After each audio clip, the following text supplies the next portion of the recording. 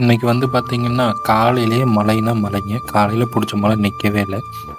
நம்மளுக்கு விவசாயியா பொறந்துட்டு என்ன பண்றது? மழை பெஞ்சாலும், வெயில் அடிச்சாலும் நம்மளுக்கு லீவும் இல்ல, ஒண்ணும் இல்ல. நம்ம ஒரு விவசாயி ஒரு வருமானம் பத்தல, போனஸ் கிடைக்கல அப்படின்னு ஒரு போராட்டம் பண்ண முடியாது. ஒரு நல்ல நாள், கெட்ட நாள்னு லீவ் எடுக்க முடியாது. நம்ம வேலைய நம்மளே பார்த்தே தானங்க ஆகணும். கீரை வச்சிருந்துச்சு. கீரை முதலே மழைக்கெல்லாம் அழுகி போச்சு. ஏதோ வந்த கீரையினாலும் பிடுங்கி கொண்டு போய் நம்ம வித்துறலாம் அப்படின்ட்டு பார்த்தீங்கன்னா, மழைக்குள்ளேயே நம்ம பிடுங்க ஆரம்பிச்சிட்டோம்.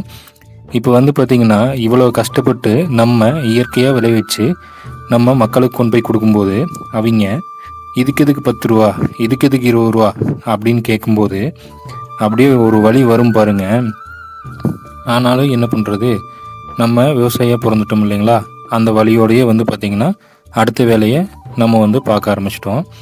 இப்போ பார்த்தீங்கன்னா, விவசாயிகளுக்கு நீங்கள் எந்த உதவியும் பெருசாக பண்ண வேண்டாம். அவங்க சொல்கிற விலைக்கு வாங்கினீங்கன்னாவே போதும்.